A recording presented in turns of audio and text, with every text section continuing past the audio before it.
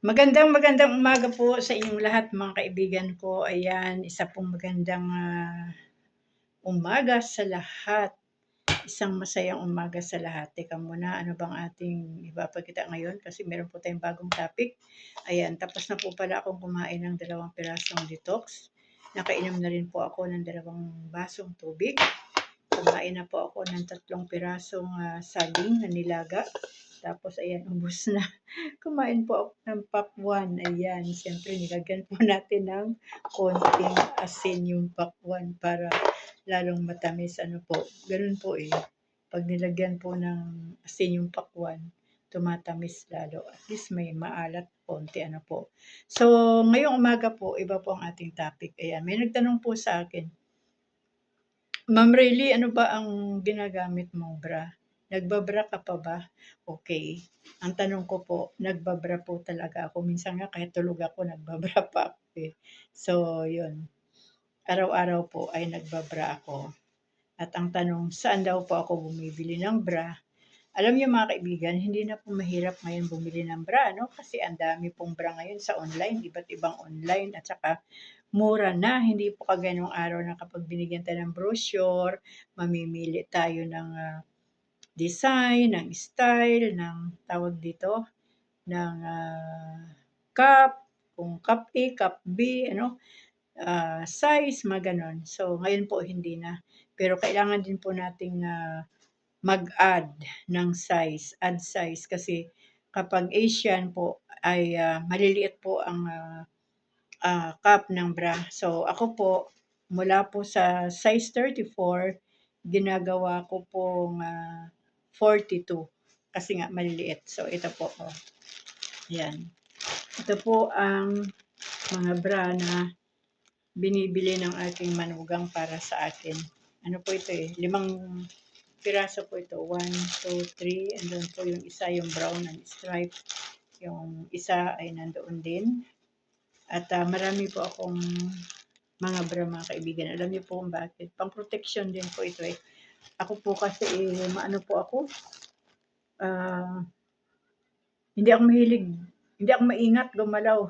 Kapag dumadaan po ako sa mga gilid-gilid, mga sulok-sulok ng aming kubo, nababangga yung mga ganito ko, ganyan.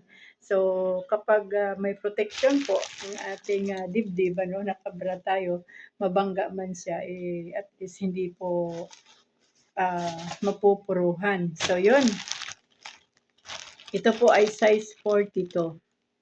Maganda po mga kaibigan ang bra na to kasi hindi po siya masakit dito. Hindi po siya masakit, hindi po siya mahigpit. Yung kanya pong garter ay okay lang. Tapos yung kanya pong foam ay okay lang din. So kapag, ayan, mag-model muna ako ng bra. Yan ang aking manugang, siya ang bumibili nito. So, yan. Pag ano po, pag size ano, kasi minsan talaga no, kapag yung mga groggy na no ang breast ano, yung kabila size 36, yung kabila size 32 na lang o 34 na lang. Yung iba naman talagang wala na kasi simba, 'di ba pag nagpa-opera, may mga nagpapa-opera na talagang pinapatanggal na talaga ang breast ano. So ito po ang quality po nito, maganda po ito kasi hindi po puluntoy yung hindi malambot yung kanyang pagka-foam. Ayan, tumatayo po yung kanyang pagka-foam. Kaya maganda po na isuot. O, ayan, model ng bra ang inyong nanay Riley ngayon. So, yun mga kaibigan, sa nagtanong kapatid, ito po, pang araw-araw lang po ito na bra. At ang halaga po nito is only 100 pesos. Lupit, no? Oo, yan, aking manugang. 100 pesos lang, o 'di ba? Kumbaga wala na po tayong idadahilan na, "Uy, ang mahal pala." No. Alam niyo po ang 100 pesos na bra sobrang mura na po 'yan. Unang-una mga kaibigan 'no, gusto ko lang sabihin na tayo pong mga may cancer sa katawan, mas mag-ingat po tayo.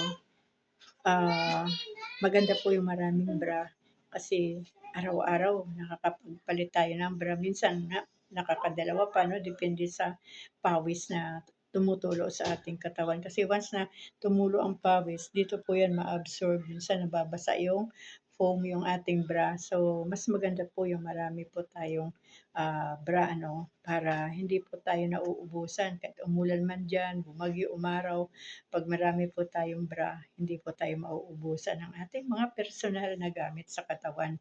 Kailangan po nating mag-ingat, kailangan po nating maging malinis para po hindi po ma-infect yung mga sugat sa katawan natin kung meron pang mga may sugat dyan, ang breast, So yun mga kaibigan, ang ating bra ay galing po sa online. Mura lang po, 100 lang.